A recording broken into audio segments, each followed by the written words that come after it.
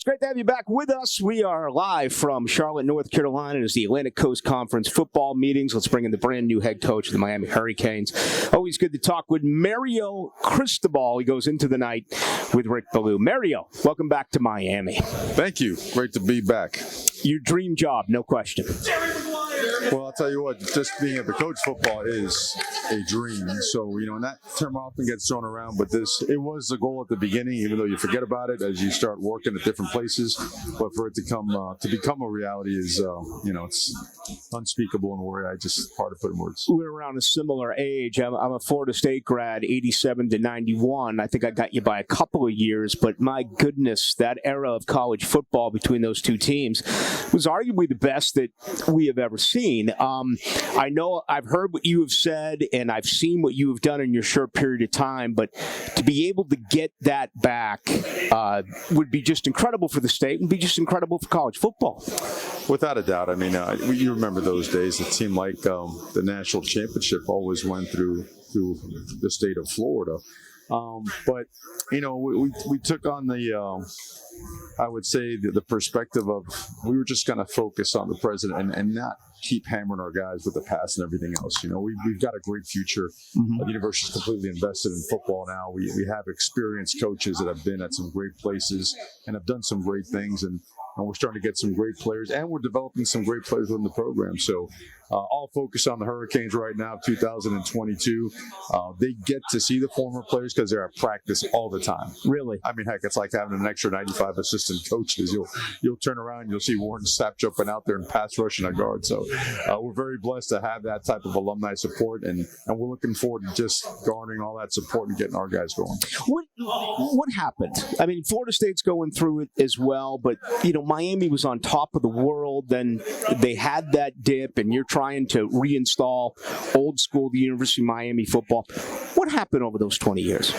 I've been away, so it's hard for me to comment on that. I don't think it's my rightful place to do so. Okay. I think the best way to honor those that came before you is to stay positive about them and say, hey, however it turned out, there was something positive to be drawn from it. But I do know this, being around at different places, it's become really big business, right? And presidents and athletic directors and administrations have to be aligned with head coaches in terms of vision, business perspective, everything. And I think it's virtually impossible to be really successful at a high level unless those things are a reality. And that's what we have. And that's as big of a draw as anything of why I come back to Miami, not to mention the slew of other reasons to do so. Right. I mean, who wouldn't want to go to school at Miami?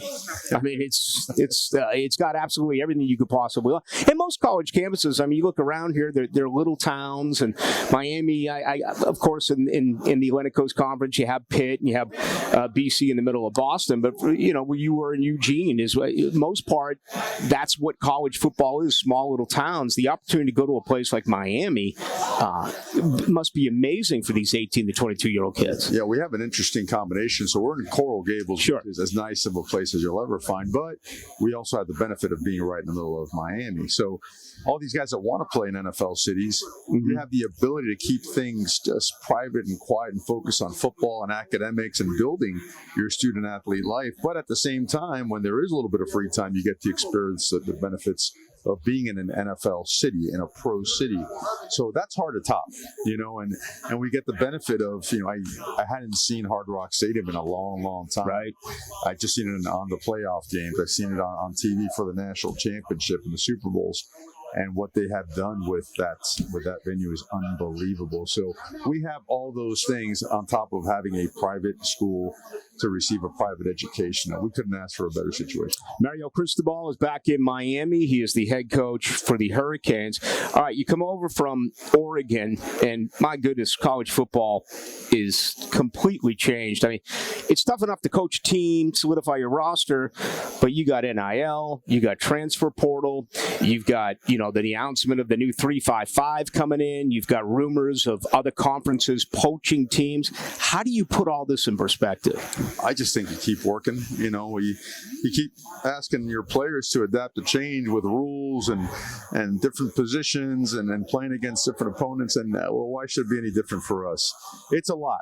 And I don't think the guardrails and the parameters are clear enough. And I think that's why people get frustrated a little bit. But make no mistake about it, change is coming, and we all have to adapt. And we just all, I think everyone is on the same page. We just want to make sure that change is for the betterment of the student athlete, for the sport itself, for the ability to acquire education and impact young people. So if we can get there, I think everybody will be happy. I think between now and then, that's when all the figuring out has to happen.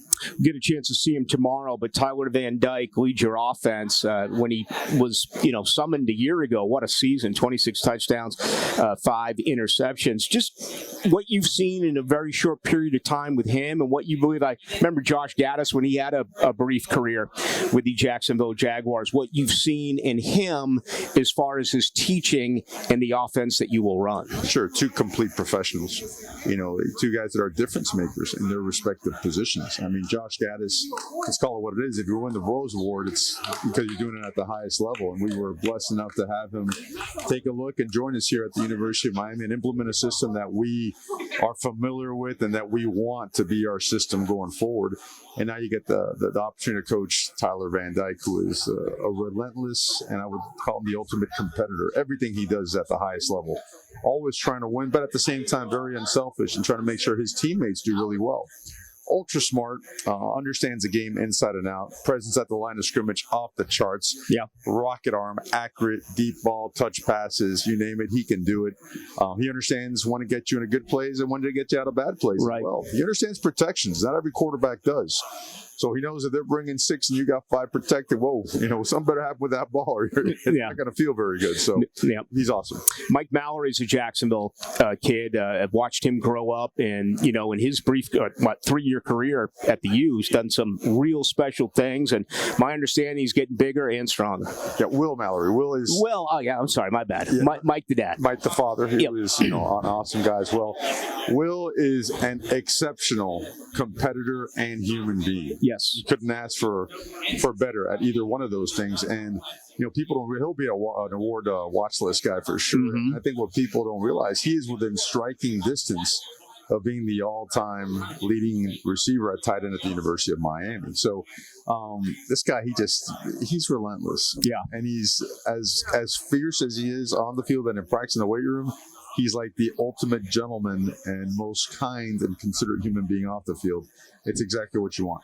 When I think Miami football, despite all that, I think defense. I mean, I can go back to, the mid-'80s, the whole way through, just a dominant, ferocious, intimidating defense.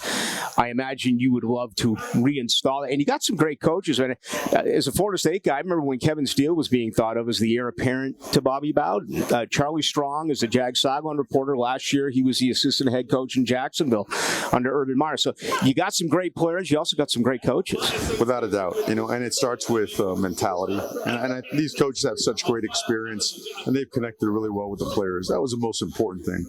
The hard work was going to be part of it. We all knew that was going to happen. But to be able to connect and then create a mentality and then transfer that over to technique, fundamentals, and schematically enhancing what we were doing. Miami led the country last year in missed tackles. That's up there. That's priority number 1 on our defense for us to have a successful defense. Yeah, you got to be able to fix that. No question about difficult schedule. As always at the U, I mean, you were known years ago, decades ago, play anyone anytime, but an ACC schedule, difficult non-conference schedule, at Texas A&M fairly early. That's not an easy putt. To us, every single opponent on that schedule, us being in our first year, I mean, how you do anything is how you do everything. That's the way we've always approached it. That's the way we will approach it. And our players feel that. And certainly as we head in training camp, we're going to learn a lot about each other. Just like we learn a lot about each other during the offseason and during spring ball. So the steps that we're taking, sometimes, unfortunately, there's some painful steps you cannot skip. But we are full throttle into this thing, and we feel very, very enthused and energized by the capacity and by the willingness of our players to really attack this off-season program and do it at a very high level. Final question for you, Mario. When you got there and you began to rebuild this, was there anything that you saw that maybe was better than you expected? And obviously on the flip side, I'm sure that there was some things where the cupboard was bare and there was a lot of improvement that was needed. Well, I mean, I don't judge, because you never know until you play a game, right? I mean, even though the workouts are tough, the fourth quarter program demands every ounce of what you have. Until the lights come on, the ball snapped, you really don't know what you have. But I know this: we have so many guys that are working really hard and want to do right and want to win, and change is hard. So I credit the players with giving us the opportunity to bring a very demanding regimen and not doing anything but abiding by it and working hard at it. Yeah, some bumps along the way. There better be. I love discipline. And as a player, I love discipline as well. And discipline is making sure that we gain ground towards doing things a certain way, whether we want to or whether we not want to. And we're gaining a lot of ground towards that. I'm glad you said that because Jimmy Johnson could discipline, and I've talked, one of my colleagues is Leon Cersei. I mean, the way that he went after you players and Dennis Erickson, I guess to a lesser extent, but you would accept it and you want to be coached. With the transfer portal and, it's guys like my fault, parents, I think we got too easy on kids. That there are some programs in some situations you discipline them, they're like, you can't talk to me like that. I'm going to transfer and go to another school. So do you have to change your approach nowadays as being a coach? I'm totally against changing approaches. If you had to change your approach, you weren't doing it right to begin with. And that applies to whether it results in guys transferring or not. It's coaching is a vocation. Yeah. You are a teacher. You're responsible for having a tremendous impact on young people. So as it relates to the transfer portal, you might have some things happen that you really might not want to happen. But overall, if it doesn't fit and someone leaves, I think the worst thing we can do is to criticize it and say, hey, this guy's leaving. If someone doesn't want to be there, then you know what? God bless you. Don't see you. It's good for you. It's good for the team, because if someone like that stays, then now what they do lose is the opportunity to fight through a situation that may end up being really good for them. Okay, but maybe it's something they never wanted to begin with. So who's to tell, right? Who's to know? So I'm not a philosopher. I don't intend to be. I don't pretend to be, I should say. But I know this: football is the greatest thing that I've ever had a chance to experience. And I'm talking about from a teaching standpoint, a competitive standpoint, a life standpoint. So the coaches are responsible for bringing nothing but their very best. And if they're not doing that, they shouldn't be coaching. Mario Cristobal, I look at you. I think the offensive line, I think a wide rights. I think it all coming down to the final play, that amazing rivalry. And it's great to have you back in the state.